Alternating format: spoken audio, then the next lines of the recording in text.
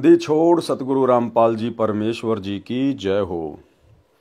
परम पिता परमात्मा सारी सृष्टि के रचनहार कुल मालिक असंख्य ब्रह्मांडों के स्वामी जगत गुरु तीनों लोकों में प्रवेश करके सबका भरण पोषण करने वाले राजाधिराज आत्माधार नाथों के नाथ देवों के देव महादेव सर्वेश्वर महेश्वर मृत्युंजय अजरो अमर आदि अनादि सनातनी प्रभु जगत पिता जगदीश्वर श्री श्री 1008 की उपाधि के वास्तविक अधिकारी अकाल मूरत शब्द स्वरूपी राम वासुदेव सर्वगतम ब्रह्म परम पूज्य प्रथम पूज्य परम संत परम पुरुष परम धनी परम दयालु सत्य कबीर हक्का कबीर अल्लाहु अकबर बाखबर अल्लाह ताला जगत के तारणहार जगत के मुक्तिदाता जगत के जगन्नाथ हारे के सहारे हिंदुओं के राम मुसलमानों के अल्लाह सिखों के वाहिगुरु ईसाइयों के मसीह दया के सागर दयानिधि करुणा के सागर करुणानिधि स्वयंभू परिभू संकट मोचन कष्ट हरण मंगल करण दुख भंजन अविगत कबीर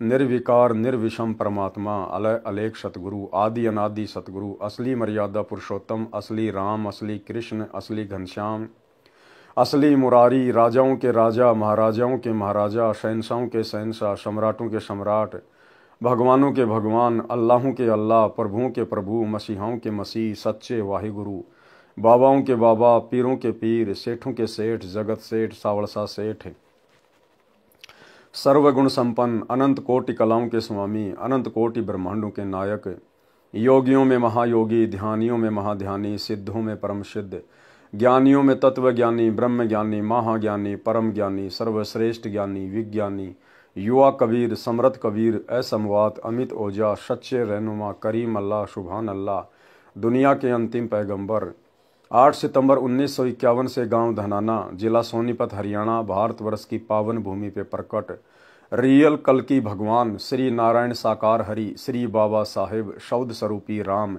संत शिरोमणि सतगुरु रामपाल जी परमेश्वर जी के चरण कमल में साध संगति से जुड़े हुए देश विदेश से सभी सत्सेवक भाई बहनों का अनंत कोटि दंडवत प्रणाम। सत्साई भाई और बहनों, दया परमपिता परमेश्वर सारी सृष्टि के मालिक सारी सृष्टि को चलाने वाले पैदा करने वाले पालन पोषण करने वाले एकमात्र परमपिता परमेश्वर सतगुरु रामपाल जी भगवान की। भाई और बहनों, पूज्य गुरुदेव जी के आशीर्वाद से आप और हम सभी आत्माएं जो सत्सेवकों के नाम से जानी जाती हैं साध संगति से जुड़कर अपनी आत्मा के कल्याण हेतु गुरुदेव के तत्व ज्ञान को आधार बनाकर उन्हीं के आशीर्वाद से इस सत्य भक्ति मार्ग पर मोक्ष प्राप्ति के टारगेट को ध्यान में रखकर निरंतर दृढ़ता के साथ आगे बढ़ रही हैं। भाई और बहनों, गुरुदेव भगवान के विशेष आशीर्वाद से वीआईपी रजा से उन्हीं के कर कमल से लिखित पवित्र पुस्तक कबीर सागर के सरलार्थ के ऊपर वीडियो बनाने की श्रृंखला जारी है। इसी श्रृंखला में आज हमारा ये 49 नंबर का वीडियो है। प्रत्येक वीडियो में गुरुदेव के आशीर्वाद से हमें भक्ति मार्ग से संबंधित बहुत कुछ सीखने को मिलता है। भाई और बहनों, अविलंब हम गुरुदेव भगवान के कर कमल से लिखित इस पवित्र ग्रंथ में अब आगे बढ़ते हैं। पवित्र कबीर सागर का सरलार्थ पेज नंबर 438 अध्याय श्वास गुंजार अर्थात शब्द गुंजार का सारांश। कबीर सागर में 35वां अध्याय श्वास गुंजार पृष्ठ 1 1579 पर है। वास्तव में यह शब्द गुंजार है, गलती से श्वास गुंजार लिखा गया है। इस अध्याय में कुछ भी भिन्न नहीं है। जो प्रकरण पूर्व के अध्यायों में कहा गया है उसी की आवृत्ति की गई है। बार बार प्रकरण कहा गया है। वचन से यानी शब्द से जो सृष्टि की उत्पत्ति की गई है उसी का ज्ञान है। यह शब्द गुंजार अध्याय है न कि श्वास गुंजार। प्रमाण पृष्ठ 4 पर शब्द हिते है पुरुष अस्तूला शब्दई में है सबको मूला शब्द हिते भव शब्द उचारा शब्दे शब्द भया उजियारा शब्द हिते भव शकल पसारा सोई शब्द जीव का रखवारा प्रथम शब्द भया अनुसारा नी तत्व एक कमल सुधारा। इन उपरोक्त वाणियों से स्पष्ट है कि परमात्मा शब्द रूप में सूक्ष्म शरीर युक्त थे। वह सूक्ष्म शरीर काल लोक वाले शरीर जैसा नहीं है। परमात्मा जब चाहे शब्द यानी वचन से जैसा चाहे स्थूल शरीर धारण कर लेते हैं। पुरुष यानी परमेश्वर जी ने शब्द से सब रचना की है। अन्य अध्यायों में भी स्पष्ट है कि परमात्मा ने शब्द यानी वचन से सब पुत्र उत्पन्न किए। वचन से ही सतलोक, अलखलोक, अगमलोक, अकय लोक की रचना की। यहाँ कुछ पंक्तियों में श्वास से 16 पुत्रों की उत्पत्ति लिखी है, यह गलत है। श्वासों की महिमा तथा महत्व पृथ्वी लोक पर है। स्थूल शरीर के लिए ऑक्सीजन यानी शुद्ध वायु की आवश्यकता है। सूक्ष्म शरीर में प्राण यानी श्वास काम करता है। सतलोक में शरीर श्वासों से नहीं अध्यात्म शक्ति से चलता है। काल लोक में भक्ति करके सतलोक प्राप्ति करनी होती है। स्थूल शरीर से साधना करनी है। स्थूल शरीर मानव का जब प्राप्त होता है तभी मोक्ष का मार्ग खुलता है। यानी इस 21 ब्रह्मांड में यदि मोक्ष का मार्ग है तो केवल ये पृथ्वी लोक है। पृथ्वी लोक ये छोटा सा टुकड़ा। इस पृथ्वी लोक पर यदि हमें मनुष्य जन्म प्राप्त है स्त्री या पुरुष का, तो ही हम मोक्ष प्राप्त कर सकते हैं, यदि पूर्ण सतगुरु हमें मिल जाए तो। अन्यथा 21 ब्रह्मांड में और किसी भी पृथ्वी पर, किसी भी द्वीप में, किसी भी लोक में, चाहे आप देवता हैं, यक्ष हैं, गंधर्व है, किन्नर हैं, आप जी को मोक्ष प्राप्त नहीं हो सकता। तो कितना बड़ा सौभाग्य है कि वर्तमान कलयुग की बिचली पीढ़ी में, जो कि मोक्ष का प्राइम टाइम है, और इस पृथ्वी के छोटे से टुकड़े पर परम पूज्य परमेश्वर कबीर साहेब, सतगुरु रामपाल जी भगवान, आप और हम आत्माओं को ना जाने कहां कहां से उठाकर मनुष्य जन्म देते देते और इस प्राइम टाइम में लेके आए हैं। इसलिए भाई और बहनों, इस वर्तमान कलयुग की बिचली पीढ़ी में आप और हमारा जन्म, वो भी पृथ्वी लोक पर, और वो भी गुरुदेव भगवान के समकालीन, ये कोई सामान्य योग नहीं है, ये विशेष महायोग है जो पूज्य गुरुदेव भगवान ने बनाया है। इसलिए हमने इस विशेष महायोग का भरपूर लाभ उठाना है और हमने अपने इस मनुष्य जन्म को मर्यादित भक्ति करके अंत तक गुरुदेव भगवान के चरणों में लगे रहकर सफल बनाना है। स्थूल शरीर मानव जब प्राप्त होता है तब ही मोक्ष का मार्ग खुलता है। इसलिए इस अध्याय में श्वास का जो महत्व बताया है वह पृथ्वी लोक पर साधना से संबंध रखता है। कबीर श्वास ऊ श्वास में नाम जपो, व्यर्था श्वास ना खोए, ना बेरा इस श्वास का आवण हो के ना होए। श्वासा पारस भेद हमारा, जो खोजे सो उतरे पारा, श्वासा पारस आदि निशानी, जो खोजे सो होय दरबानी, हरदम नाम सोहंगम सोई और आवागमन बहुर ना होई। संध्या आरती के सरलार्थ में इन सभी वाणियों का पूरा खुलासा हो चुका है। श्वास गुंजार पृष्ठ 94 1672 पर भी प्रमाण है। श्वासा सार गहे सैदानी, शशि के घर में सूर्य उगाने, श्वासा सार गहे गुंजारा, जाप जपे सतनाम प्यारा, अजपा जाप जपे सुखदाई, आव न जावे रे ठहराई।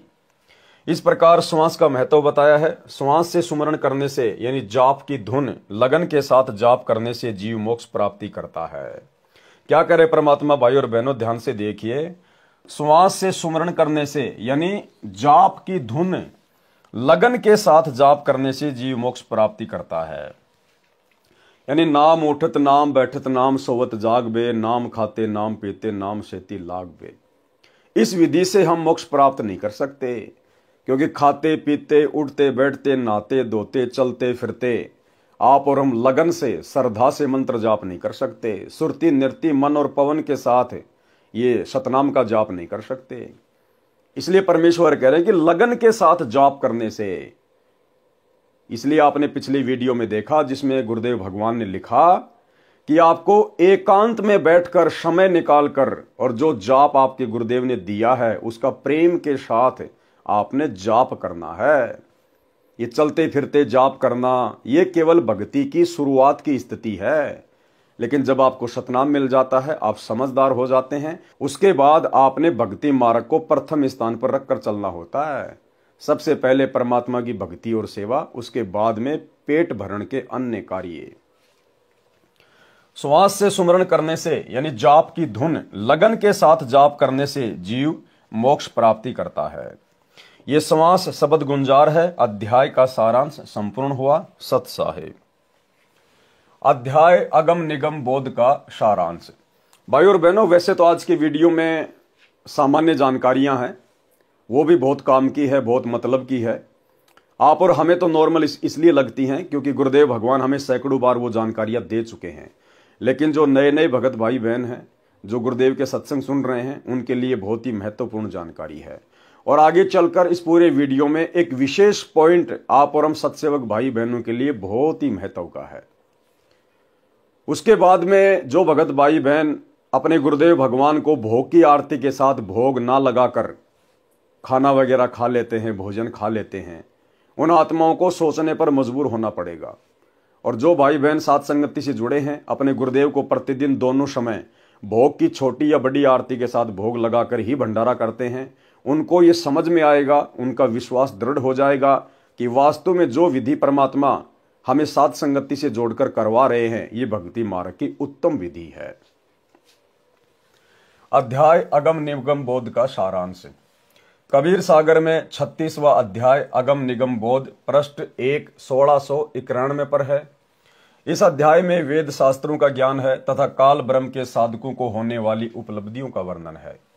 9 नाथों, 84 सिद्धों, 8 सिद्धियों, 4 मुक्तियों, 24 अवतारों के नाम, काम तथा शंकराचार्यों के मार्ग तथा उनके द्वारा निर्मित 4 मठों तथा प्रथम मठाधीशों के नाम है। आप जी को बार बार याद दिला रहा हूं कि कबीर सागर के अनमोल ज्ञान का अड़ंगा करने में कोई कसर नहीं छोड़ी गई है। फिर भी परमात्मा ने सच्चाई की रक्षा की है। अपनी प्यारी आत्मा गरीबदास जी महाराज गांव छुडानी जिला झज्जर हरियाणा वाले को सतलोक ले जाकर अपनी यथार्थ महिमा तथा यथार्थ अध्यात्म ज्ञान उनके हृदय में प्रवेश करके वापस छोड़ा था, जिन्होंने उस क्षति की पूर्ति की है जो काल द्वारा चलाए अन्य कबीर पंथियों ने कालवश वाणियों में कांट छांट तथा मिलावट की थी। एक बहुत पुराना कबीर सागर मिल गया, उससे भी सच्चाई प्रकट कर रहा हूं। साथ साथ वर्तमान कबीर सागर में की गई त्रुटियों को भी प्रमाण के साथ स्पष्ट कर रहा हूं। ये सब परमेश्वर कबीर जी की दया से गुरु जी स्वामी राम देवानंद जी के आशीर्वाद से संभव हो सका है। अगम निगम बोध पृष्ठ 1 1691 से प्रारंभ है। अथ ब्रह्म और जगत उत्पत्ति चौपाई। यह गलत लिखा है, यह सही ऐसे है, अथ ब्रह्म और जगत की उत्पत्ति। वाणी आदि ब्रह्म अब वर्ण करे हूं, अहम शब्द सो चित धरे हूं, ताही शब्द करी चित फुरी आया, चित दृढ़ता करी मन प्रकट आया। पृष्ठ 2 1692 का सारांश। इस पृष्ठ पर लिखी वाणियों में त्रुटि की है। लिखा है, मन ते तन मात्रा में पांचों, मन स्वरूप ब्रह्म को बाँचो, मन ब्रह्म ब्रह्मा मन सोई, जस संकल्प करे जस होई। स्पष्टीकरण, वाणी में ब्रह्मा के स्थान पर ब्रह्म है, गलती से ब्रह्मा लिखा है। जैसे अनुराग सागर में प्रकृति देवी दुर्गा जी ने श्री विष्णु जी को बताया कि मन ही करता है, मन ही ज्योति निरंजन है, मन ही ब्रह्म है, यहां मन को ब्रह्मा लिखना गलत है। वेदों में लिखा है कि विराट परमात्मा यानी काल ब्रह्म के मुख से ब्राह्मण, भुजाओं से क्षत्रिय, हाथों से वैश्य तथा पैरों से शूद्र उत्पन्न हुए। यही वर्णन अगम निगम बोध के पृष्ठ 2 1692 पर है। परंतु वाणी में लिखा है कि ब्रह्मा मुख ब्राह्मण प्रकटाए, ये लिखने में गलती है।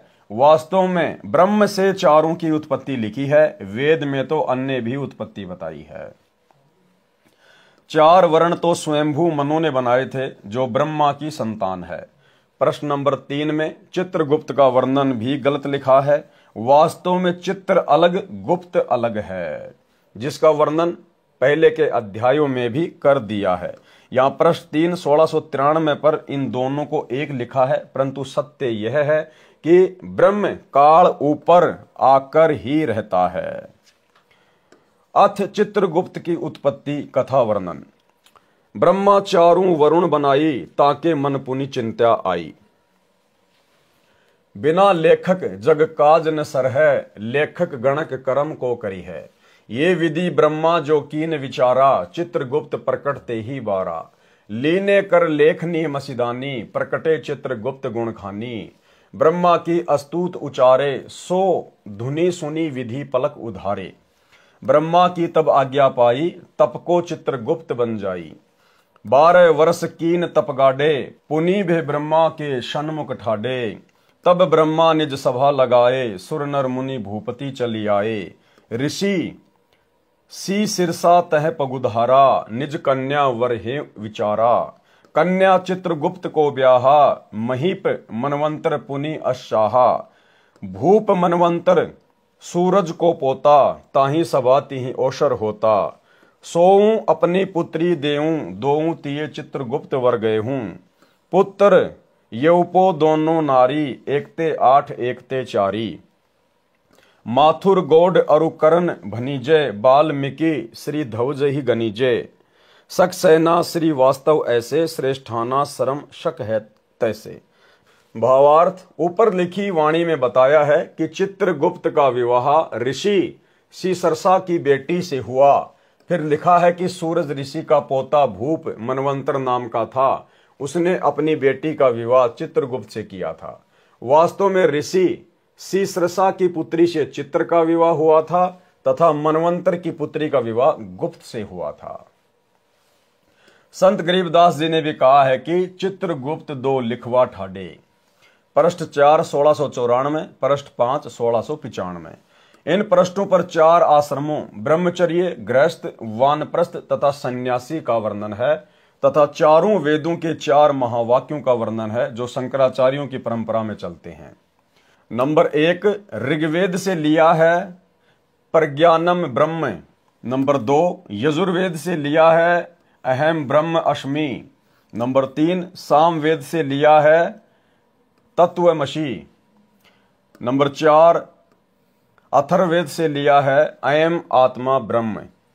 चारों का अर्थ है कि मैं यानी जीव ही ब्रह्म भगवान हूं। परमात्मा कबीर जी ने अगम निगम बोध इसलिए कहा है कि कोई ये न समझ बैठे कि कबीर जी को क्या ज्ञान था। वे परमेश्वर थे, संसार की दृष्टि में अशिक्षित थे, फिर भी विश्व के सर्व प्रचलित धर्म ग्रंथों का संपूर्ण ज्ञान बताया है जिससे बुद्धिमान आसानी से समझ सकता है कि वे परमात्मा थे। वाणी पे ध्यान देना भाई और बहनों, क्या कह रहे हैं गुरुदेव भगवान कबीर परमेश्वर जी के विषय में कि वे परमेश्वर थे, संसार की दृष्टि में तो अशिक्षित थे, फिर भी विश्व के सर्व प्रचलित धर्म ग्रंथों का संपूर्ण ज्ञान बताया जिससे बुद्धिमान आसानी से समझ सकता है कि वे परमात्मा थे। यानी विश्व में जितने भी धर्म ग्रंथ हैं, यदि किसी एक को उनका ज्ञान हो सकता है तो केवल परमात्मा को हो सकता, किसी और को नहीं हो सकता। किसी जीव, साधु, संत, महात्मा, ऋषि, मंडलेश्वर, शंकराचार्य की बस की बात नहीं है कि जहां इस विश्व में लगभग 300 के आसपास देश हैं और ना जाने कितने हजारों प्रकार की भाषाएं हैं और उन विश्व के सभी धर्म ग्रंथों का ज्ञान किसी व्यक्ति मात्र को, किसी साधारण संत या किसी मंडलेश्वर को नहीं हो सकता, केवल परमात्मा को हो सकता है। परमात्मा को, क्योंकि परमात्मा सर्व भाषाओं का ज्ञाता होता है, वो सर्वज्ञ होता है, वास्तव में वो विद्वान होता है। एक छोटा सा सत्संग पूज्य गुरुदेव भगवान का, जिसमें गुरुदेव स्पष्ट कर रहे हैं कि पुण्यात्माओं, ये ना सोचना कि इस दास का जन्म यदि हिंदू धर्म में है तो मैं केवल हिंदू धर्म के ही शास्त्रों को जानता हूं। नहीं, इस विश्व में जितने भी धर्म ग्रंथ हैं उन सब की जानकारी दास को है, केवल एक हिंदू धर्म के ग्रंथों की नहीं। इस पूरे विश्व में जितने भी धर्म ग्रंथ हैं, गुरुदेव कह रहे हैं, इन सब की जानकारी इस दास को है। सुनिए सत्संग। क्योंकि गीता का समझना कोई बालकों का खेल नहीं, परमात्मा बुद्धि दे अपने कृपा पात्र पे, तभी ये अनमोल ग्रंथ समझ में आते हैं। और टीचर उसी को कहते जो हमारे सिलेबस को ठीक से जाने। वो टीचर कहां, जब सिलेबस का ज्ञान नहीं अटपट सुना रहा है तो टीचर नहीं है।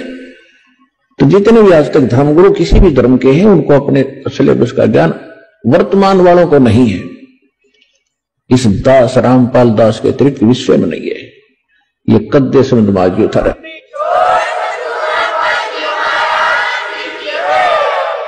और दास को पूरे विश्व के जितने ग्रंथ है सबका जानकारी है, एक की नहीं। और दास को पूरे विश्व के जितने ग्रंथ है सबका जानकारी है, एक की नहीं। और दास को पूरे विश्व के जितने ग्रंथ है सबका जानकारी है, एक की नहीं। क्योंकि हमारा जन्म तो हिंदू धर्म में हुआ, केवल हिंदू धर्म के शब्द ग्रंथ नहीं, पूरे विश्व के जितने भी धर्म ग्रंथ हैं सबकी जानकारी दास को दी है कबीर भगवान ने, उस परमात्मा। तो भाई और बहनों, इस प्रकार के प्रमाणों से आप जी आसानी से विश्वास कर सकते हैं कि यदि वर्तमान में पृथ्वी पर कोई एकमात्र कबीर देव भगवान है, कोई परमेश्वर है, तो सतगुरु रामपाल जी हैं। इनके अलावा और कोई विद्वान नहीं, कोई सर्वज्ञ नहीं, कोई परमेश्वर नहीं है। पृष्ठ 5-6 1695 1696 पर 6 शास्त्रों के नाम बताए गए हैं। पहला शास्त्र न्याय शास्त्र गौतम ऋषि ने बनाया ऋग्वेद को पढ़कर। दूसरा मीमांसा शास्त्र जैमिनी ऋषि ने बनाया यजुर्वेद को पढ़कर। नंबर 3 वेदांत शास्त्र वेद व्यास ने बनाया सामवेद को पढ़कर। नंबर 4 सांख्य शास्त्र कपिल मुनि ने बनाया अथर्ववेद को पढ़कर। नंबर 5 पतंजल शास्त्र पतंजलि ऋषि ने बनाया आयुर्वेद को पढ़कर। नंबर 6 वैशेविश शास्त्र कणाद ऋषि ने बनाया अथर्ववेद को पढ़कर। भावार्थ 6 शास्त्र 6 ऋषियों ने वेदों को पढ़कर अपनी बुद्धि अनुसार वेदों के निष्कर्ष निकालकर अपना अपना अनुभव लिखा है। किसी का भी अनुभव एक दूसरे से मेल नहीं खाता है। अगम निगम बोध पृष्ठ 7 1697 का सारांश 4 उपवेद बताए हैं। Number 1 Ayurveda, number 2 Dhanurveda, number 3 Gandharvaveda, number 4 Arthaveda. Ayurveda इसकी रचना करने वाले ऋषि धन्वंतरी तथा 2 अश्वनी कुमार ऋषि हैं। शरत तथा नासत्ते 2 ऋषियों को अश्वनी कुमार कहते हैं। इनकी उत्पत्ति घोड़ी के मुख की ओर से हुई थी। ये सूर्य के पुत्र हैं। इसमें औषधि का ज्ञान है। नंबर 2 धनुर्वेद इसकी रचना ऋषि विश्वामित्र ने की है। आयुध यानी शस्त्रों का ज्ञान है। नंबर 3 गंधर्व वेद इसकी रचना श्री भर्तृहरि जी ने की थी। इसमें नृत्य सुर ताल का ज्ञान है, यानी नाचने गाने का ज्ञान है। नंबर 4 अर्थवेद इसकी रचना विश्वकर्मा जी ने की है। इसमें शिल्प का ज्ञान व धन उपार्जन का ज्ञान है। 4 उपवेद 60 अंग का ज्ञान। नंबर 1 शिक्षा सूत्र, नंबर 2 कल्प सूत्र, नंबर 3 व्याकरण, नंबर 4 निरुक्त। अगम निगम बोध पृष्ठ 8 1698 से पृष्ठ 12 1702 तक इसी प्रकार का ज्ञान है जिसकी कबीर जी के उपासक को आवश्यकता नहीं है। पृष्ठ 12 1702 पर कबीर परमेश्वर जी ने स्पष्ट कर दिया है कि कबीर वेद मेरा भेद है, हम वेदन के माही, जौन वेद से मैं मिलूं वेद जानते नहीं। भावार्थ परमेश्वर कबीर जी ने बताया है कि 4 वेद मेरी महिमा बता रहे हैं। वेदों में वर्णित भक्ति विधि अधूरी है, इसलिए इन 4 वेदों ऋग्वेद, यजुर्वेद, सामवेद, अथर्ववेद में वर्णित विधि से मैं नहीं मिल सकता। जिस सूक्ष्म वेद सूक्ष्म ज्ञान तत्व ज्ञान में मेरे पाने की संपूर्ण विधि है, उसका ज्ञान 4 वेदों में नहीं है। और उस सूक्ष्म वेद की जानकारी वो परमात्मा स्वयं पृथ्वी पर तत्वदर्शी संत की भूमिका करके आगे प्रचारित करता है। विष्णु जी के 24 अवतारों का वर्णन पृष्ठ 13 1703 पर ब्रह्मा के 6 अवतार लिखे हैं।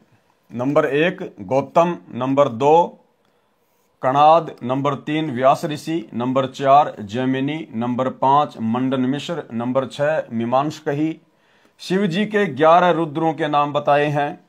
सर्प कपाली, त्रैबंक, कपि, मृग, व्याधि, बहुरूप, वृष, शंभु, हरि, रैवत, वीरभद्र। ब्रह्मा जी के दैहिक तथा मानस पुत्रों के नाम। सर्वप्रथम 2 पुत्रों का जन्म श्री ब्रह्मा जी से हुआ, दक्ष और अत्रि। इससे आगे शाखा चली है। पृष्ठ 14 1704 से पृष्ठ 16 1706 तक। 14 विष्णु के नाम, 14 इंद्र के नाम, 14 मनु के नाम, सप्त स्वर्ग के नाम, भू भवय स्वर्ग, महरलोक, जनलोक, तपलोक, शतलोक, नकली जो काल ने बना रखा है। सर्व पातालों के नाम अतल, वितल, सुतल, तलातल, महातल, पाताल व रसातल। 9 धरों के नाम भूलोक यानी भूमि, भुवर लोक, भू लोक यानी जल तत्व से निर्मित स्थान, जैसे बर्फ जम जाने के पश्चात उसके ऊपर खेल का मैदान बनाकर शीतल देशों में बच्चे खेलते हैं। स्वर स्वर्ग लोक जो अग्नि तत्व से निर्मित है, जैसे काष्ठ में अग्नि है उससे जापान देश में भवन बनाए जाते हैं। जैसे प्लाईवुड पर चित्रकारी करके चमकाया जाता है, ऐसा स्वर्ग लोक है। नंबर 4 पितरलोक, यह वायु तत्व से निर्मित है। जैसे ट्यूब में हवा भरकर उसे सैकड़ों टन सामान बड़े ट्रकों में भरकर ले जाया जाता है, ऐसे वायु को सिद्धि से रोककर उससे पितरलोक बना है। नंबर 5 शून्य। नंबर 6 अंतरलोक यानी अंतःलोक। नंबर 7 महतलोक, इसे सत्यलोक नकली सतलोक भी कहते हैं। नंबर 8 लोकालोक, यह एक पर्वत पर निर्मित है। निरंजन का झांझरी लोक। फिर बताया है कि निरंजन के शब्द से माया यानी काल जाल उत्पन्न हुआ, माया से महतत्व उत्पन्न हुआ, महतत्व से अहंकार, अहंकार से आकाश, आकाश से वायु, वायु से अग्नि, अग्नि से पानी, जल से भू यानी पृथ्वी की उत्पत्ति हुई। 7 द्वीपों के नाम जम्बू द्वीप, शाक द्वीप, क्रौच द्वीप, कुशा द्वीप, सलमल्प द्वीप, पलक्षो तथा पुष्क द्वीप। 8 वसुओं के नाम द्रोण, प्राणक, धों, अरक, अग्नि, दोषा, प्रमाण, विभाषु, वसु। ये सारी जानकारी भाई और बहनों इसलिए दी गई है ताकि आने वाले समय में कोई ये ना समझे कि कबीर जी तो अनपढ़ थे, उनको कोई ज्ञान नहीं था, सृष्टि रचना का ज्ञान नहीं था, लोक और दीपों का ज्ञान नहीं था। इसलिए परमात्मा ने बेसिक जानकारी कबीर सागर के सरलार्थ में आदरणीय धर्मदास जी के माध्यम से लिखवाई। चारों युगों की आयु सतयुग 70,28,000 वर्ष, त्रेता युग की आयु 12,96,000 वर्ष, द्वापर युग की आयु 8,64,000 वर्ष, कलयुग की आयु 4,32,000 वर्ष। चारों युगों का कुल समय 43,20,000 वर्ष। चारों युगों के समय को एक महायुग यानी चतुर्युग कहते हैं। कल्प की आयु 1,000 चतुर्युग 14 मनवंतर, एक मनवंतर की आयु 72 चतुर्युग। इंद्र का शासनकाल 1 मनवंतर यानी 72 चतुर्युग। ब्रह्मा जी का एक दिन, एक कल्प 1,000 चतुर्युग। वैसे 1,008 चतुर्युग का ब्रह्मा का एक दिन होता है, परंतु कहने में 1,000 चतुर्युग आता है। उदाहरण जैसे मनुष्यों के वर्ष में 365/1/4 दिन होते हैं, परंतु कहने में 365 दिन ही आते हैं। ब्रह्मा जी की आयु, ब्रह्मा का दिन कितना होता है? 1,000 चतुर्युग और रात्रि भी 1,000 चतुर्युग की। ब्रह्मा जी का एक महीना कब होता है? 30 दिन रात का, वर्ष 12 महीनों का। ब्रह्मा जी की आयु 100 वर्ष की। नोट, इस अगम निगम बोध पृष्ठ 16/1706 पर ब्रह्मा विष्णु महेश जी की आयु का अधूरा ज्ञान और गलत ज्ञान लिखा है। कबीर पंथियों की अज्ञानता की करामात है। वास्तविक ज्ञान है कि विष्णु की आयु 7 ब्रह्मा की मृत्यु के पश्चात एक विष्णु की मृत्यु होती है। शिव की आयु 7 विष्णु की मृत्यु के पश्चात एक शिव की मृत्यु होती है। अगम निगम बोध पृष्ठ 17/1707 से पृष्ठ 33/1723 तक का सारांश। 14 रत्नों के नाम, 5 प्रकार की यज्ञ, कर्म, उपासना, ज्ञान का वर्णन जो वेदांती करते हैं, कबीर जी के भगत के लिए आवश्यक नहीं है। ये केवल सांसारिक लोगों के लिए जो अपने आप को संस्कृत के विद्वान मानते हैं, वेदों के विद्वान मानते हैं, शास्त्री मानते हैं, ये उन लोगों की इस भ्रमणा को समाप्त करने के लिए परमात्मा लिख रहे हैं कि कोई ये ना समझे कि कबीर जी एक जुलाहा थे, वो एक अनपढ़ थे। 4 खानियों योनियों की जानकारी। 4 खानी के नाम श्वेतज, अंडज, जेरज, पिंडज। जीव शरीर धारण कैसे करता है? अब ये आप और हम भगत भाई बहनों के लिए बहुत ही महत्व का पॉइंट है, क्योंकि सात संगति के माध्यम से गुरुदेव भगवान ने अपनी कबीर के रूप में पहचान करवा के और फिर गीता अध्याय 3 श्लोक नंबर 13 के अनुसार जो घर घर में आसन लगवा दिए, बेड लगवा दिए, घर घर में सात संगत वाले भाई बहन अपने गुरुदेव भगवान को सर्वप्रथम भोग अर्पण करते हैं, भोग की आरती के साथ, उसके बाद भंडारा ग्रहण करते हैं। तो इसका फायदा क्या है भाई और बहनों? जीव की उत्पत्ति किस प्रकार से होती है? परमात्मा ने बताया कि आत्मा कोई भी शरीर छोड़ते ही सबसे पहले धर्मराज के दरबार में जाती है। वैसे तो सबसे पहले सीधी की सीधी ये जाती है जो है ये तपतशिला के ऊपर, वहां पे इसका जूस निकाला जाता है ढंग से, और उसके बाद इसको अचेत करके धर्मराज के दरबार में लाइन में खड़ा कर दिया जाता है। फिर धर्मराज चेक करता है कि आगे इसको किन किन योनियों में भेजना है। उसके बाद धर्मराज के दरबार से वो आत्मा आ जाती है पृथ्वी पर दूसरा शरीर धारण करने के लिए। अब वो मादा के गर्भ में जाती कैसे है? किसी फल या फिर अन्न के माध्यम से, अन्न खाने के माध्यम से फिर ये आत्माएं मादा के गर्भ में जाती हैं। यानी आप और हम भाई बहन जो भी भोजन खाते हैं, जो फल खाते हैं, साग सब्जी खाते हैं, जो खाने योग्य जो पदार्थ हैं शुद्ध शाकाहारी, उनके माध्यम से वो आत्माएं मादा के गर्भ में पहुंच जाती है अगला जन्म लेने के लिए। यानी हम जो भी भोजन खाते हैं, फल फ्रूट वगैरह खाते हैं, अन्न खाते हैं, उसमें वो आत्माएं वो प्रवेश कर जाती हैं और हम उनको खाते हैं। फिर वो आत्माएं हमारे शरीर में पहुंच जाती है। उसके बाद में फिर जब ये पति पत्नी वाला जो ये कर्म होता है, शारीरिक संबंध जब बनाए जाते हैं, तो फिर उसके माध्यम से फिर वो माता के गर्भ में पहुंच जाती है। इसलिए भाइयों और बहनों, हम जो भी कुछ खाएं, विशेषकर दोनों समय का भंडारा, हम सबसे पहले अपने गुरुदेव भगवान को भोग की आरती के साथ में उस भंडारे का भोग लगाएं, ताकि उस पाप अन्न को प्रसाद के रूप में परिवर्तित किया जा सके। इसीलिए तो गीता अध्याय 3 श्लोक नंबर 13 में परमेश्वर का विधान है कि जो पापी प्राणी पूर्ण परमात्मा को भोग लगाए बिना अन्न पकाते हैं, अन्न खाते हैं, वो तो समझो पाप खा रहे, पाप। क्योंकि जो अन्न हम खाते हैं, जो फल हम खाते हैं, उसमें आत्माएं होती हैं। आत्माएं सूक्ष्म रूप से वो प्रवेश कर जाती हैं नया शरीर धारण करने के लिए। और यदि हम उस भोजन को, उन फल फ्रूट को, यदि हम सबसे पहले अपने गुरुदेव को, जो कि भक्ति का विधान है अध्याय 3 श्लोक नंबर 13 गीता जी का, यदि हम पूर्ण परमात्मा को भोग लगाए बिना अन्न खाते हैं, तो समझो हम पाप खा रहे हैं, पाप। तो भाई और बहनों, सात संगति के माध्यम से परमात्मा जो भी नियम लागू करवा रहे हैं, जो भी विधि आप और हम भगत भाई बहन अपना रहे हैं, ये किसी जीव के बस की बात नहीं है। ये स्वयं उस पूर्ण परमात्मा सतगुरु रामपाल जी के आदेश से, उनकी प्रेरणा से सब कुछ हो रहा है। तो आज इस पूरी पृथ्वी पर यदि कोई पाप नाशक अन्न खा रहा है तो केवल सत्सेवक भाई बहन है। अन्यथा सतगुरु रामपाल जी परमेश्वर जी के भी 90% भगत जो सतलोक आश्रमों से जुड़े हैं, वे भी अपने गुरुदेव भगवान को इष्ट रूप में मानकर और भोग की आरती के साथ भोग लगाकर जो है प्रसाद ग्रहण नहीं करते, अन्न नहीं खाते। वो भी पाप खा रहे हैं 90% संत रामपाल जी के भगत भी। अब आप जी आगे पढ़ेंगे तब आपको विश्वास होगा कि सात संगत वालों को परमात्मा सतलोक ले जाने के लिए किस प्रकार से उनकी भक्ति को बढ़ा रहे हैं। इसलिए दास कहता है कि सात संगति सतलोक जाने का गुरुदेव भगवान का ट्रेनिंग सेंटर है। यहां अपनी मर्जी से कुछ नहीं होता।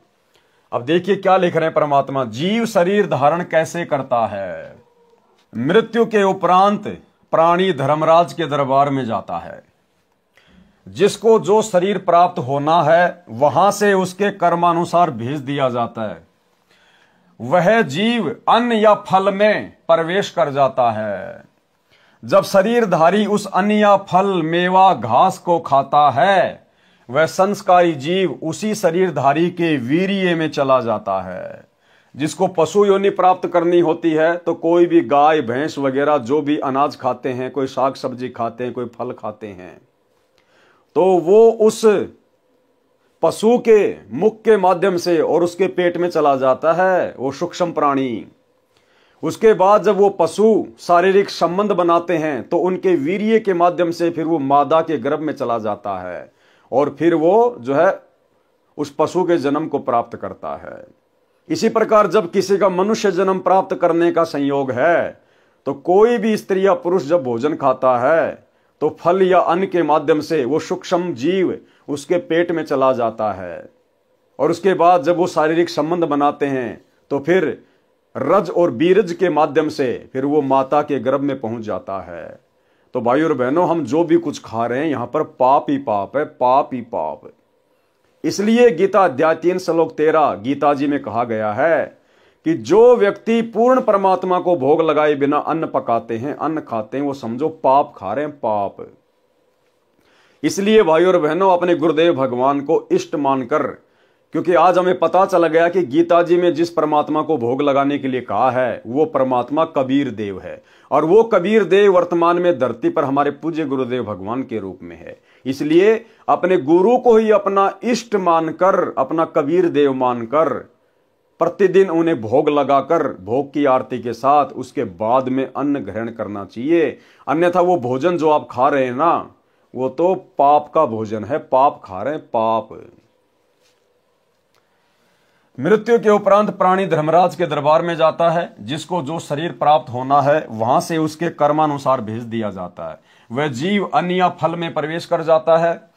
जब शरीरधारी उस अन्न या फल, मेवा, घास को खाता है, वह संस्कारी जीव उसी शरीरधारी के वीर्य में चला जाता है। वहां से मादा के गर्भ में दोनों स्त्री और पुरुष के वीर्य से शरीर का निर्माण होता है। समय आने पर बाहर आ जाता है। जो स्वर्ग का अधिकारी होता है उसे स्वर्ग में देव शरीर प्राप्त होता है। जो नरक का भागी होता है वह सूक्ष्म शरीर में नरक में चला जाता है। जो प्रेत पितर का अधिकारी है वह उन योनियों को प्राप्त करता है। इसलिए भाइयों और बहनों, साधक ने अपने गुरु को परमात्मा मानकर दोनों समय उन्हें भोग लगाकर ही अन्न जल ग्रहण करना चाहिए। संप्रदायों के नाम। पृष्ठ 25 1715 पर रामानुज की गुरु पीढ़ी का गलत वर्णन किया है। जिस समय यह कबीर सागर धनी धर्मदास द्वारा लिखा गया था, विक्रमी संवत 1550 में, तब तक रामानंद स्वामी तथा उनका शिष्य अनंतानंद तक गद्दी चली थी। उसके पश्चात रामानंद स्वामी जी ने तो अपना भक्ति मार्ग ही बदल लिया था। वे तो कबीर पंथी हो गए थे। अनंतानंद महिमा की भूख के कारण नहीं माना था। उससे आगे रामानुज परंपरा चलती रही है। परंतु विक्रमी संवत 1550 के लेख में अनंतानंद से आगे की गुरु पीढ़ी के नाम कैसे आ गए? इससे सिद्ध है कि काल के दूतों ने गड़बड़ी की है, जिससे उनकी बुद्धि के विकास का भी पता चलता है। पृष्ठ 26 1716 पर तो स्पष्ट कर दिया है कि विक्रमी संवत 1913 तक की पीढ़ी लिखी है। गड़बड़ी स्पष्ट है। शिव परंपरा, विष्णु परंपरा का वर्णन है। पृष्ठ 32 1722 पर 52 द्वारों का वर्णन है, जो गलत है।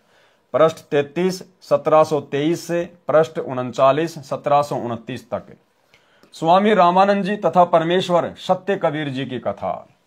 परमेश्वर कबीर जी द्वारा स्वामी रामानंद जी को गुरु धारण करने का वर्णन है। अगम निगम बोध अध्याय में वर्णन गलत है। यथार्थ प्रकरण पढ़ें कबीर चरित्र बोध के सारांश में, पृष्ठ 525 से 539 तक, जो कि आगे आएगा।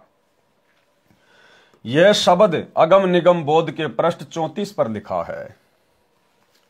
गुरु रामानंद जी समझ पकड़ियो मोरी बाही, जो बालक रुन जुनिया खेलत सो बालक हम नाही। हम तो लेना सत का सोध, हम ना पाखंड पूजा चाही। बाँ पकड़ो तो दृढ़ का पकड़, बहुर छूट ना जाई। जो माता से जन्मा वह नहीं इष्ट हमारा, राम कृष्ण मर विष्णु साथे जामन हारा। तीन गुण है तीनों देवता, निरंजन चौथा कहिए। अविनाशी प्रभु इन सब से न्यारा, मोकू वह चाहिए। पांच तत्व की देना मेरी, ना कोई माता जाया। जीव उदाहरण तुमको तारण, सीधा जग में आया। राम राम और ओम नाम ये सब काल कमाई। सत्य नाम दो मोरे सतगुरु, तब काल जाल छुटाई। सतनाम बिन जन्म मरे, परम शांति नाही। सनातन धाम मिले न कबहू, भावे कोटि समाधि लाई। सार शब्द सर जीवन कहिए, सब मंत्रन का सरदारा। कहे कबीर सुनो गुरु जी, या विधि उतरे पारा। शब्द, ये शब्द अगम निगम बोध के पृष्ठ 38 पर लिखा है। मेरा नाम कबीरा, हूँ जगत गुरु जाहीरा। तीन लोक में यश है मेरा, त्रिकुटी है अस्थाना, पांच तीन हम ही ने कीने, जाते रचा जिहाना। गगन मंडल में बासा मेरा, नौवे कमल पर माना, ब्रह्म बीज हम ही से आया, बनी जो मूर्ति नाना। शंखों लहर मेहर की उपजय, बाजय अनहद बाजा, गुप्त भेद वाही को देंगे, शरण हमारी आजा। बहुबंधन से लेऊं छुड़ाई, निर्मल करूं शरीरा, सुर नर मुनि कोई भेद न पावे, पावे संत गंभीरा। वेद कतेब में भेद न पूरा, काल जाल जंजाला, कह कबीर सुनो गुरु रामानंद, अमर ज्ञान उजाला। अगम निगम बोध पृष्ठ 39 1729 का सारांश।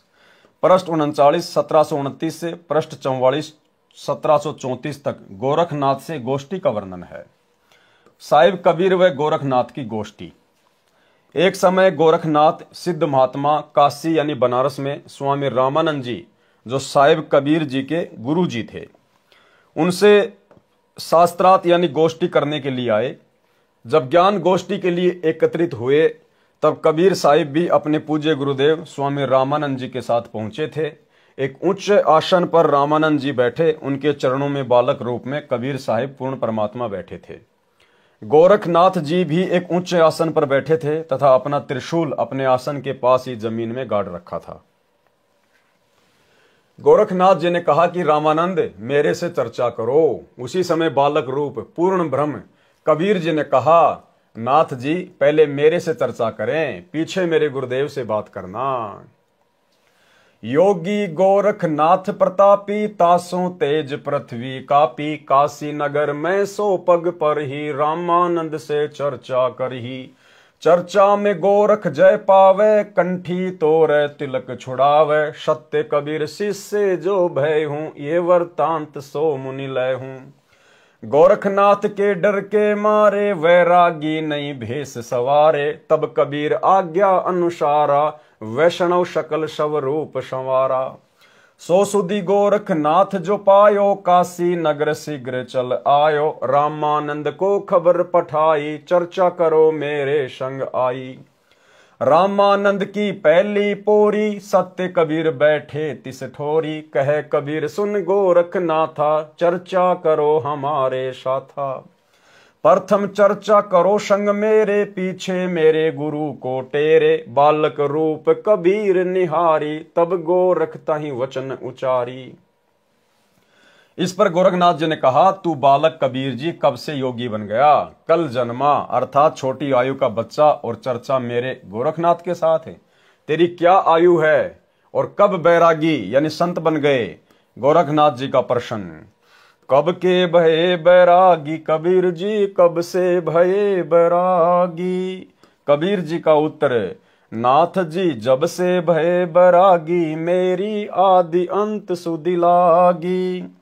धुंधुकार आदि का मेला, नहीं गुरु नहीं था चेला, जब का तो हम योग उपासा, तब का फिरूं अकेला। धरती नहीं जद की टोपी दीन्या, ब्रह्मा नहीं जद का टीका, शिव शंकर से योगी ना थे, जद का झोली सिक्का। द्वापर को हम करी फावड़ी, त्रेता को हम दंडा, सतयुग मेरी फिरी दुहाई, कलयुग फिरूं नौखंडा। गुरु के वचन साधु की संगत, अजर अमर घर पाया, कहे कबीर सुनो हो गोरख, मैं सबको तत्व लखाया। साहिब कबीर जी ने गोरखनाथ जी को बताया है कि मैं कब से वैरागी बना। साहिब कबीर ने उस समय वैष्णव संतों जैसा वेश बना रखा था, जैसा श्री रामानंद जी ने बाणा यानी वेश बना रखा था। मस्तिष्क में चंदन का टीका, टोपी व झोली, सिक्का, एक फावड़ी जो भजन करने के लिए लकड़ी की अंग्रेजी के टी के आकार की होती है, यानी इसके ऊपर हाथ रख के यूं बैठा करते थे अपनी माला लेके, तथा एक डंडा लकड़ी का लट्ठा साथ लिए थे। ऊपर के शब्द में कबीर परमेश्वर जी ने कहा है कि जब कोई सृष्टि काल सृष्टि नहीं थी तथा न सतलोक सृष्टि थी, तब मैं कबीर अनामी लोक में था और कोई नहीं था। चूंकि साहिब कबीर ने ही सतलोक सृष्टि शब्द से रची तथा फिर काल ज्योति निरंजन ब्रह्म की सृष्टि भी सत्य पुरुष ने रची, जब मैं अकेला रहता था तब धरती यानी पृथ्वी भी नहीं थी, तब से मेरी टोपी जानो। ब्रह्मा जो गोरखनाथ तथा उनके गुरु मच्छंद्रनाथ आदि सर्व प्राणियों के शरीर बनाने वाला पैदा भी नहीं हुआ था, तब से मैंने टीका लगा रखा है, अर्थात मैं कबीर तब से सत्य पुरुष आकार रूप में ही हूं। सतयुग, त्रेता युग, द्वापर युग तथा कलयुग, ये 4 युग तो मेरे सामने असंख्य जा लिए। कबीर परमेश्वर जी ने कहा कि हमने सतगुरु वचन में रहकर अजर अमर घर सतलोक पाया, इसलिए सर्व प्राणियों को तत्व यानी वास्तविक ज्ञान बताया है कि पूर्ण गुरु से उपदेश लेकर आजीवन गुरु वचन में चलते हुए पूर्ण परमात्मा का ध्यान सुमरण करके उसी अजर अमर सतलोक में जाकर जन्म मरण रूपी अति दुखमयी संकट से बच सकते हैं। इस बात को सुनकर गोरखनाथ जी ने पूछा कि आपकी आयु तो बहुत छोटी है, अर्थात आप लगते तो हो बालक से। जो बूझे सोई बावरा, क्या है उम्र हमारी, असंख्य युग पर ले गई तब का ब्रह्मचारी। कोटि निरंजन हो गए पर लोक सिधारी, हम तो सदा महबूब हैं स्वयं ब्रह्मचारी। अरबों तो ब्रह्मा गए 49 कोटि कन्हैया, 7 कोटि शंभु गए मोर एक नहीं पलैया। कोटिन नारद हो गए मोहम्मद से चारी, देवतन की गिनती नाही क्या सृष्टि विचारी। नहीं बूढ़ा नहीं बालक ना कोई भाट भिखारी, कहे कबीर सुनो हो गोरख ये है उम्र हमारी। श्री गोरखनाथ सिद्ध को सतगुरु कबीर साहिब अपनी आयु का विवरण देते हैं। असंख्य युग प्रलय में गए तब का मैं वर्तमान हूं, अर्थात अमर हूं। करोड़ों ब्रह्म क्षर पुरुष अर्थात काल भगवान मृत्यु को प्राप्त होकर पुनर्जन्म प्राप्त कर चुके हैं। एक ब्रह्मा की आयु 100 वर्ष की है। ब्रह्मा का एक दिन 1000 चतुर्युग तथा इतनी ही रात्रि, दिन रात 2000 चतुर्युग। नोट, ब्रह्मा जी के एक दिन में 14 इंद्रों का शासन काल समाप्त हो जाता है। एक इंद्र का शासन काल 72 चतुर्युग का होता है, इसलिए वास्तव में ब्रह्मा जी का एक दिन 72 गुणा 14 1008 चतुर्युग का होता है तथा इतनी ही रात्रि, परंतु उसको 1000 चतुर्युग ही मानकर चलते हैं।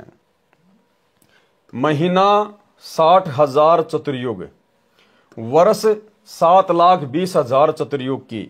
ब्रह्मा जी की आयु 7 करोड़ 20 लाख चतुर्युग की। ब्रह्मा से 7 गुना विष्णु जी की आयु 50 करोड़ 40 लाख चतुर्युग की विष्णु जी की आयु है। विष्णु से 7 गुना शिव जी की आयु 3 अरब 52 करोड़ 80 लाख चतुर्युग की शिव की आयु हुई। ऐसी आयु वाले 70,000 शिव भी मर जाते हैं, तब सदाशिव रूप में विराजमान एक ज्योति निरंजन ब्रह्म मरता है। पूर्ण परमात्मा के द्वारा पूर्व निर्धारित किए समय पर एक ब्रह्मांड में महाप्रलय होती है। यह 70,000 शिव की मृत्यु अर्थात एक सदाशिव ज्योति निरंजन की मृत्यु होती है। एक युग होता है परब्रह्म का, यानी जब एक सदाशिव रूप में ज्योति निरंजन मरता है तो ये एक युग होता है परब्रह्म का। परब्रह्म का एक दिन 1000 युग का होता है, इतनी ही रात्रि होती है। 30 दिन रात का एक महीना तथा 12 महीनों का परब्रह्म का एक वर्ष हुआ तथा 100 वर्ष की परब्रह्म की आयु है।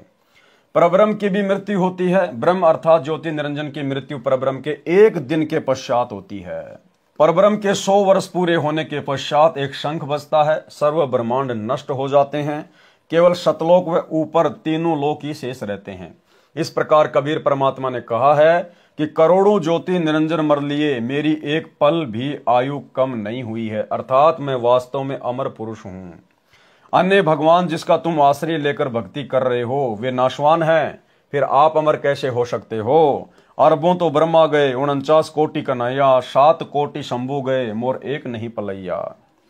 यहां देखें अमर पुरुष कौन है। 343 करोड़ त्रिलोकी ब्रह्मा मर जाते हैं, 49 करोड़ ये त्रिलोकीय विष्णु तथा 70,000 ये त्रिलोकीय शिव मर जाते हैं, तब 21 ब्रह्मांड का विनाश होता है। एक ज्योति निरंजन अर्थात काल ब्रह्म ब्रह्म काल रूप में मरता है, जिसे गीता जी के अध्याय 15 के श्लोक 16 में क्षर पुरुष नाशवान भगवान कहा है, इसे ब्रह्म भी कहते हैं। तथा इसी लोक में जिसे अक्षर पुरुष अविनाशी कहा है वह परब्रह्म है, जिसे अक्षर पुरुष भी कहते हैं। अक्षर पुरुष अर्थात परम ब्रह्म भी नष्ट होता है। ये काल भी करोड़ों समाप्त हो जाएंगे, तब सर्व अंडों अर्थात ब्रह्मांडों का नाश होगा। केवल सतलोक व उसके ऊपर के लोक शेष रहेंगे। अचिंत सत्य पुरुष के आदेश से सृष्टि रचेगा। यही क्षर पुरुष तथा अक्षर पुरुष की सृष्टि पुनः प्रारंभ होती है। जो गीता जी के अध्याय 15 के श्लोक 17 में कहा है कि वह उत्तम पुरुष पूर्ण परमात्मा तो कोई और ही है, जिसे अविनाशी परमात्मा नाम से जाना जाता है। वह पूर्ण ब्रह्म परमेश्वर सत्य पुरुष स्वयं कबीर साहिब है। केवल सत्य पुरुष अजर अमर परमात्मा है तथा उसी का सतलोक सतधाम अमर है, जिसे अमर लोक भी कहते हैं। वहां की भक्ति करके भगत आत्मा पूर्ण मुक्त होती है, जिसका कभी मरण नहीं होता। कबीर साहिब ने कहा कि यह उपलब्धि सत्य नाम के जाप से प्राप्त होती है। जो उसके मरम भेदी गुरु से मिले तथा उसके बाद सारनाम मिले तथा साधक आजीवन मर्यादा में रहकर तीनों मंत्रों ओम तथा तत् जो सांकेतिक है तथा सत भी सांकेतिक है का जाप करे, तब सतलोक में वास तथा सत्य पुरुष प्राप्ति होती है। करोड़ों नारद तथा मोहम्मद जैसी पाक पवित्र आत्मा भी आकर जन्म कर जा चुके हैं, मर चुके हैं। देवताओं की तो गिनती नहीं, मानव शरीरधारी प्राणियों तथा जीवों का तो हिसाब क्या लगाया जा सकता है। मैं कबीर साहिब न बूढ़ा हूं न बालक, मैं तो जवान रूप में रहता हूं, जो ईश्वरीय शक्ति का प्रतीक है। ये तो मैं लीलामयी शरीर में आपके समक्ष हूं। कहे कबीर सुनो जी गोरख, मेरी आयु उम्र यह है जो आपको ऊपर बताई है। यह सुनकर श्री गोरखनाथ जी जमीन में गड़े लगभग 7 फुट ऊंचे त्रिशूल के ऊपर के भाग पर अपनी सिद्धि शक्ति से उड़कर बैठ गए और कहा कि यदि आप इतने महान हो तो मेरे बराबर में जमीन से लगभग 7 फुट ऊंचा उठकर बातें करो। यह सुनकर कबीर साहिब बोले, नाथ जी ज्ञान गोष्ठी के लिए आए हैं न कि नाटकबाजी के लिए। आप नीचे आए तथा सर्व भगत समाज के सामने यथार्थ भक्ति संदेश दें। श्री गोरखनाथ जी ने कहा कि आपके पास कोई शक्ति नहीं है, आप तथा आपके गुरुजी दुनिया को गुमराह कर रहे हो। आज तुम्हारी पोल खुलेगी, ऐसे हो तो आओ बराबर। तब कबीर साहिब के बार बार प्रार्थना करने पर भी नाथ जी बाज नहीं आए, तो साहिब कबीर ने अपनी पराशक्ति यानी पूर्ण सिद्धि का प्रदर्शन किया। साहिब कबीर जी जेब में एक कच्चे धागे की रील, जिसको जुलाहे बोलते थे, कुकड़ी, जिसमें लगभग 150 फुट 150 फुट लंबा धागा लिपटा यानी सिमटा हुआ था, उसको निकाला और धागे का एक सिरा आखिरी छोर पकड़ा और आकाश में फेंक दिया। वह सारा धागा उस बंडल से उधड़कर सीधा खड़ा हो गया। साहिब कबीर जमीन से आकाश में उड़े तथा लगभग 150 फुट सीधे खड़े धागे के ऊपर वाले सिरे पर बैठकर कहा कि आओ नाथ जी, बराबर में बैठकर चर्चा करें। गोरखनाथ जी ने ऊपर उड़ने की कोशिश की, लेकिन उल्टा जमीन पर टिक गया। पूर्ण परमात्मा पूर्ण ब्रह्म के सामने सिद्धियां निष्क्रिय हो जाती हैं। जब गोरखनाथ जी की कोई कोशिश सफल नहीं हुई, तब जान गए कि यह कोई मामूली भगत या संत नहीं है, जरूर कोई अवतार ब्रह्मा विष्णु महेश में से है। तब साहिब कबीर से कहा कि हे परम पुरुष, कृपया नीचे आइए और अपने दास पर दया करके अपना परिचय दें। आप कौन शक्ति हो, किस लोक से आना हुआ है। तब कबीर साहिब नीचे आए और कहा कि शब्द, यह शब्द अगम निगम बोध के पृष्ठ 41 पर है। अवधू अविगत से चल आया, कोई मेरा भेद मर्म नहीं पाया। नाम मेरा जन्म न गर्भ बसेरा, बालक बन दिखलाया। काशी नगर जल कमल पे डेरा, तहां जुलाहे न पाया। मात पिता मेरे कछु नाही, ना मेरे घर दासी। जुल्हा को शुत आन कहाया, जगत करे मेरी हांसी। 5 तत्व का धड़ नहीं मेरा, जानो ज्ञान अपारा। सत्य स्वरूपी नाम साहिब का, सो है नाम हमारा। अधर दीप गगन गुफा में, ता निज वस्तु सारा। ज्योति स्वरूपी अलख निरंजन, भी धरता ध्यान हमारा। हाड़ चाम लहू नहीं मेरे, जाने सतनाम उपासी। तारण तरण अभय पद दाता, मैं हूं कबीर अविनाशी। साहिब कबीर ने कहा कि हे अवधू गोरखनाथ जी, मैं तो अविगत स्थान, जिसकी गति भेद कोई नहीं जानता, उस सतलोक से आया हूं। मैं तो स्वयं शक्ति से बालक रूप बनाकर काशी बनारस में एक लहर तारा तालाब में कमल के फूल पर प्रकट हुआ हूं। वहां पर नीरू नीमा नामक जुलाहा दंपत्ति को मिला, जो मुझे अपने घर ले आया। मेरे कोई माता पिता नहीं है, न ही कोई घर दासी यानी पत्नी है, और जो उस परमात्मा का वास्तविक नाम है वही कबीर नाम मेरा है। आपका ज्योति स्वरूप जिसे आप अलख निरंजन निराकार भगवान कहते हो, वह ब्रह्म भी मेरा ही जाप करता है। मैं शतनाम का जाप करने वाले साधक को प्राप्त होता हूँ, अर्थात वही मेरे विषय में सही जानता है। हाड़ चाम तथा लहू रक्त से बना मेरा शरीर नहीं है। कबीर साहिब सतनाम की महिमा बताते हुए कहते हैं कि मेरे मूल स्थान शतलोक में शतनाम के आधार से जाया जाता है। अन्य साधकों को संकेत करते हुए प्रभु कबीर देव जी कह रहे हैं कि मैं उसी का जाप करता रहता हूं। इस मंत्र शतनाम से शतलोक जानने योग्य होकर फिर सारनाम प्राप्ति करके जन्म मरण से पूर्ण छुटकारा मिलता है।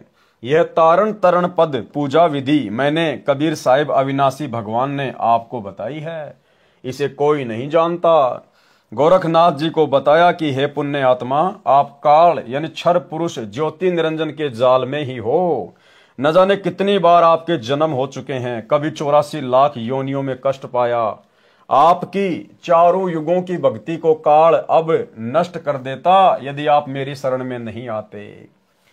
ये काल 21 ब्रह्मांडों का मालिक है। इसको शाप लगा है कि 1 लाख मानव शरीरधारी देव ऋषि भी जीव प्रतिदिन खाएगा तथा 1.25 लाख मानव शरीरधारी प्राणियों को नित्य उत्पन्न करेगा। इस प्रकार प्रतिदिन 25,000 बढ़ रहे हैं। उनको ठिकाने लगाए रखने के लिए तथा कर्म भुगताने के लिए अपना कानून बनाकर 84 लाख योनियां बना रखी हैं। इन्हीं 25,000 अधिक उत्पन्न जीवों के अन्य प्राणियों के शरीर में प्रवेश करता है, जैसे खून में जीवाणु, वायु में जीवाणु आदि आदि। इसकी पत्नी आदि माया प्रकृति देवी है। इसी से काल ब्रह्म अलख निरंजन ने पति पत्नी के सहयोग से 3 पुत्र ब्रह्मा विष्णु शिव उत्पन्न किए। इन तीनों को अपने सहयोगी बनाकर ब्रह्मा को शरीर बनाने का, विष्णु को पालन पोषण का और शिव को संहार करने का कार्य दे रखा है। इनसे प्रथम तप करवाता है, फिर सिद्धियां भर देता है, जिसके आधार पर इनसे अपना उल्लू सीधा करता है, और अंत में इन्हें जब ये शक्ति रहित हो जाते हैं मार कर तपतशिला पर भून कर खाता है, तथा अन्य पुत्र पहले ही उत्पन्न करके अचेत रखता है। उनको सचेत करके अपना उत्पत्ति स्थिति तथा संहार का कार्य करता है। ऐसे अपने काल लोक को चला रहा है। इन सबसे ऊपर पूर्ण परमात्मा है, उसका भी अवतार मुझ कबीर परमेश्वर को जान। यानी परमेश्वर खुद ही अवतार रूप में धरती पर प्रकट होते हैं, किसी को भेजते नहीं हैं। गोरखनाथ के मन में विश्वास हो गया कि कोई शक्ति है जो कुल का मालिक है। गोरखनाथ ने कहा कि मेरी एक शक्ति और देखो। ये कहकर गंगा की ओर चल पड़ा। सर्व दर्शकों की भीड़ भी साथ ही चली। लगभग 500 फुट पर गंगा नदी थी। उसमें जाकर छलांग लगाते हुए कहा कि मुझे ढूंढ दो, फिर मैं गोरखनाथ आपका शिष्य बन जाऊंगा। गोरखनाथ मछली बन गया। साहिब कबीर ने उसी मछली को पानी से बाहर निकालकर सबके सामने गोरखनाथ बना दिया। तब गोरखनाथ जी ने परमेश्वर कबीर जी को पूर्ण परमात्मा स्वीकार किया और शिष्य बने। परमेश्वर कबीर जी से सतनाम लेकर भक्ति की तथा सिद्धियां प्राप्त करने वाली साधना की। गीता जी के अध्याय 14 के श्लोक 26-27 का भाव है कि साधक अव्यभिचारिणी भक्ति अर्थात पूर्ण आश्रित मुझ काल भरम पर होकर अन्य देवी देवताओं तथा माता रजगुण ब्रह्मा, सतगुण विष्णु, तमगुण शिव आदि की पूजा त्याग कर केवल मेरी भक्ति करता है तथा एक मेरे ओम मंत्र का जाप करता है, वह उपासक उस परमात्मा को पाने योग्य हो जाता है और आगे की साधना करके उस परमानंद के परम सुख को भी मेरे माध्यम से प्राप्त करता है। जैसे कोई विद्यार्थी मैट्रिक बीए एमए करके किसी कोर्स में प्रवेश लेकर सर्विस प्राप्त करके रोजी रोटी प्राप्त करके सुखी होता है, तो उसके लिए उसने मैट्रिक की शिक्षा प्राप्त की, जिसके बाद कोर्स ट्रेनिंग में प्रवेश किया, उसको मैट्रिक की शिक्षा अवस्था अर्थात सहयोगी हुआ, सर्विस प्रदान करता नहीं हुआ। ठीक इसी प्रकार काल भगवान कह रहा है कि उस अविनाशी परमात्मा के अमृतत्व का और नित्य रहने वाले स्वभाव का तथा धर्म और अखंड स्थायी रहने के आनंद का सहयोगी मैं ब्रह्म हूं। इसी का प्रमाण गीता जी के अध्याय 18 के श्लोक 66 में कहा है कि सर्व मेरे सत्र की साधनाओं ओम एक अक्षर के जाप तथा 5 यज्ञों की कमाई को मुझ में त्याग कर एक पूर्ण ब्रह्म की शरण में जा, तब तेरे सर्व पाप क्षमा कर दूंगा। जिन भगत आत्माओं ने काल ब्रह्म के ओम मंत्र का जाप अनन्य मन से किया, उनको कबीर भगवान ने आगे की उस पूर्ण परमात्मा की भक्ति प्रदान करके काल लोक से पार किया। जैसे नामदेव नामक परम भगत केवल एक ओम नाम का जाप करते थे, उससे उनको बहुत सिद्धियां प्राप्त हो गई थी, फिर भी मुक्ति नहीं थी। फिर कबीर साहिब श्री नामदेव जी को मिले तथा सतलोक व सत्य पुरुष का ज्ञान करवाया, सोहम मंत्र दिया जो परब्रह्म का जाप है, फिर सार शब्द दिया जो पूर्ण ब्रह्म का जाप है, तब नामदेव जी मुक्त हुए। ऐसे ही गोरखनाथ जी ने भी एक मंत्र अलख निरंजन का जाप तथा चांचरी मुद्रा की साधना की, तब साहिब कबीर ने उन्हें ओम तथा सोहम मंत्र दिया तथा काल जाल से बाहर किया। मलुकदास जी को परमेश्वर कबीर जी संत रूप में मिले थे, उनको सतलोक ले जाकर वापस छोड़ा था, अपनी महिमा से परिचित करवाया। उसके पश्चात संत मलुकदास जी ने कबीर जी की महिमा का गुणगान किया।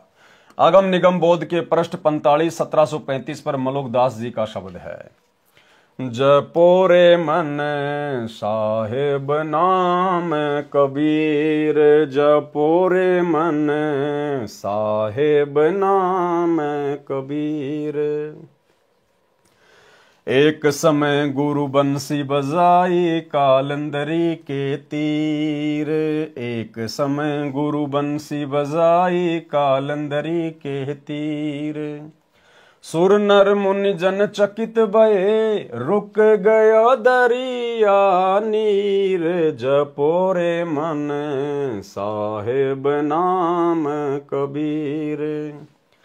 काशी तज गुरु मगहर आ गए दहु दीन के पीर, काशी तज गुरु मगहर गए दहु दीन के पीर।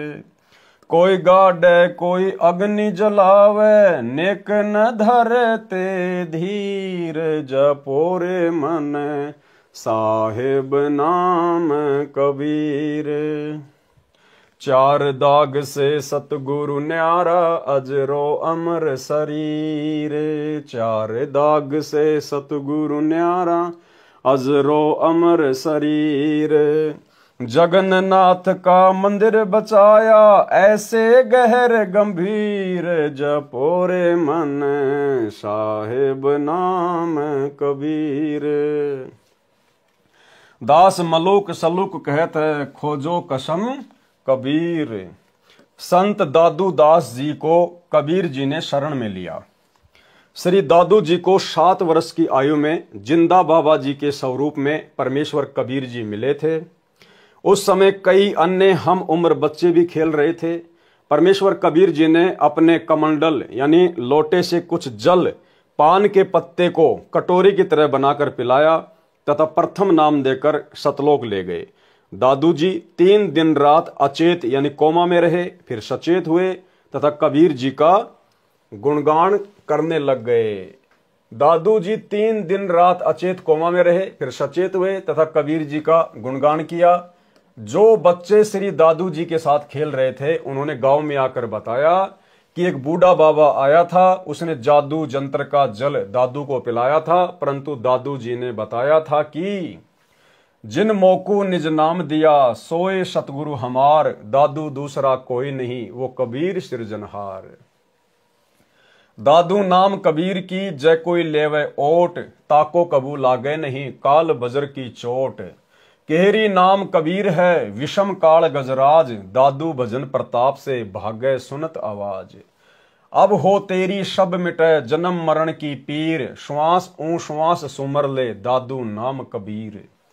स्पष्टीकरण, संत मलुकदास जी तथा संत दादू दास जी को परमेश्वर संत गरीबदास जी की तरह सतलोक जाने के पश्चात मिले थे। यह प्रकरण कबीर सागर में नहीं था, बाद में लिखा गया है। अगम निगम बोध पृष्ठ 44 1734 पर नानक जी का शब्द है, वाह वाह कबीर गुरु पूरा है। वाह वाह कबीर गुरु पूरा है, वाह वाह कबीर गुरु पूरा है।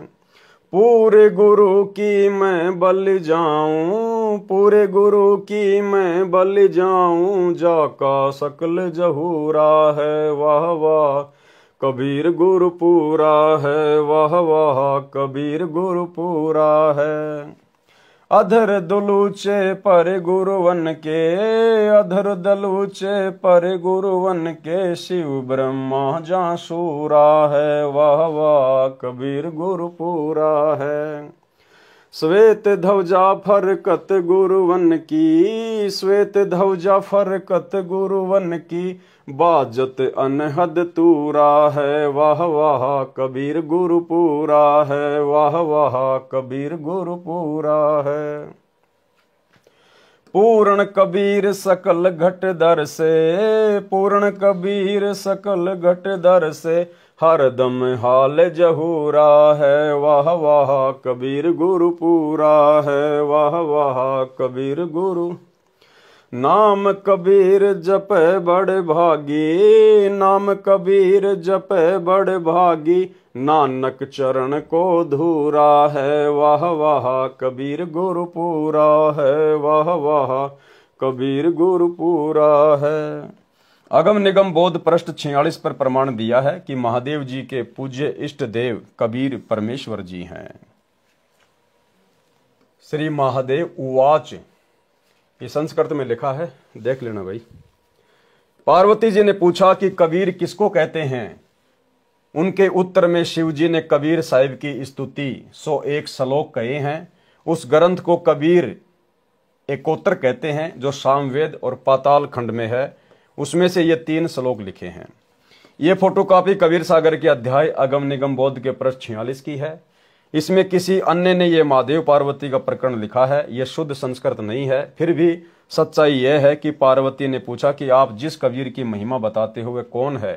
श्री शिवजी ने गोलमोल उत्तर दिया है, कैसे करता वैसे ब्रह्म तथा रैसे सब में रमणे के कारण परमात्मा कबीर कहलाता है। ये देखो गोलमोल सा जवाब है। वास्तव में परमेश्वर कबीर जी तीनों देवताओं श्री ब्रह्मा जी, श्री विष्णु जी तथा श्री शिव जी को उनके लोकों में जाकर मिले थे, उनको शिष्य बनाया था। संत गरीबदास जी ने इसको बहुत अच्छा सत्य वर्णन किया है। वह इस प्रकार है। आदि अंत हमरे नहीं, नहीं मध्य मिलावा मूल, ब्रह्मा ज्ञान सुनाइया धरि पिंडा अस्थूल, श्वेत भूमि को हम गए जहाँ विष्णु विशंबर नाथ, हरियम हीरा नाम दे अष्ट कमल दल संवात, हम बैरागी ब्रह्म पद सन्यासी महादेव, सोहम नाम दिया शंकर को करे हमारी सेव। आप जी ने पढ़ा कि शिव जी ने कबीर जी को अपना प्रभु माना है। उपरोक्त वर्णन में परमेश्वर कबीर जी ने काल ब्रह्म तथा उसके पुत्रों की पूजा का ज्ञान तथा लाभ हानि बताई। परमेश्वर कबीर जी ने स्पष्ट किया है कि कबीर 3 देव की जो करते भक्ति, उनकी कभू ना होवे मुक्ति। ब्रह्मा विष्णु महेश माया और धर्मराया कहिए, इन 5 मिल प्रपंच बनाया वाणी हमरी लइये। कबीर सागर के अध्याय अगम निगम बोध का सारांश संपूर्ण हुआ। सत साहे। तो भाई और बहनों, आज के वीडियो में केवल इतना ही था, क्योंकि देखो जहां परमेश्वर उचित समझेंगे, जहां गुरुदेव भगवान उचित समझेंगे, उसी प्रकार से आप और हमें परमात्मा अध्यात्म की खुराक खिलाएंगे।